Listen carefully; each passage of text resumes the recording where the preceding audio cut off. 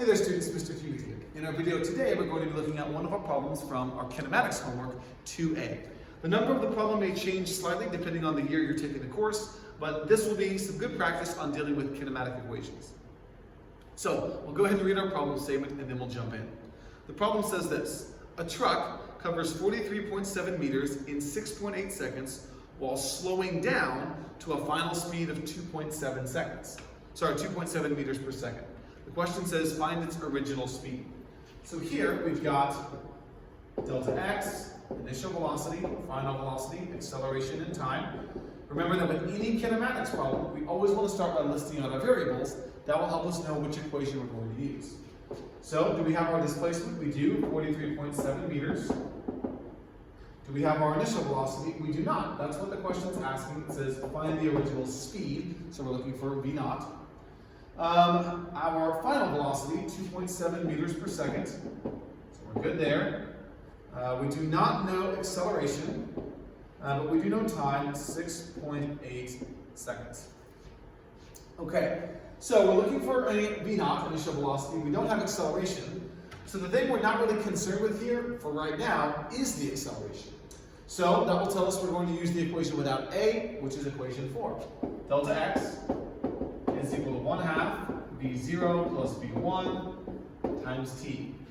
Now there are a few ways we can do this. We could go through and solve for v naught in terms of our other variables, find a general solution, or we could plug our numbers directly in.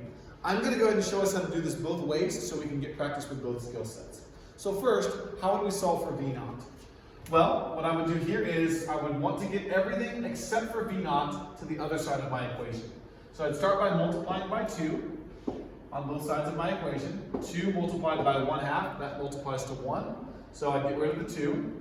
I would then divide by t on both sides of the equation, so t cancels out. And now I'd be left with 2 delta x divided by t is equal to what's left over, v naught plus v1. And then I would simply subtract v1 on both sides of our equation. So v1 minus v1, I would subtract because those terms are connected by addition, not multiplication. So then I have v naught by itself is equal to 2 delta x over t minus v1. And now I can go through and plug my variables in.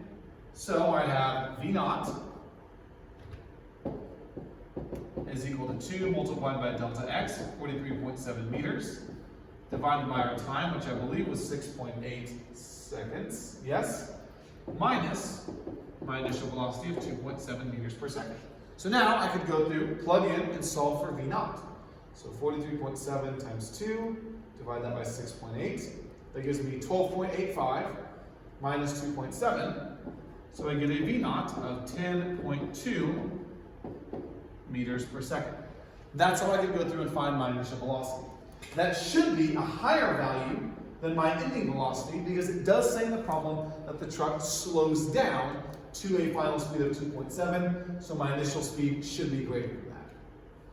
If I get something that's less than that, probably means I made a bit of a mistake there with some of the math. Now, I mentioned finding the general solution first. That was solving for v naught. That's good practice on some of our algebra skills and on what we call deriving, which is setting up an equation. But let's say I just wanted to plug the numbers in straight to my equation. So delta x is equal to 1/2 v0 plus v1 multiplied by t. So I'd get 43.7 meters is equal to 1/2 v naught plus 2.7 meters per second times t, 6.8 seconds. So how would we work from here? Well, I want to get, again, v naught by itself. So I may take 1/2 and 6.8. That's going to give me 3.4.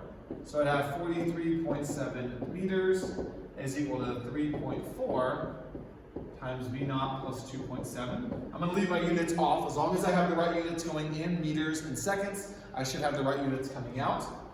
So then I will divide each side of the equation by 3.4. So 43.7 divided by 3.4, I get 12.85. So 3.4 and 3.4 divide out to 1. 12.85 is equal to v naught plus 2.7. Then I'll subtract 2.7 and we'll get 12.85 minus 2.7. So I end up getting that V naught is equal to 10.15 meters per second, which is in fact the same result that I got the first time around solving for the general solution. So, good reminder, each process gives us the same final answer, so I'm not going to indicate or force you all to use one process versus the other.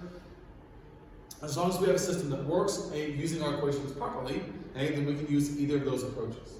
So, as always, hopefully this gets you moving in the right direction on this problem. And if you have any questions as you're working on things, please don't hesitate to reach out. Other than that, good luck.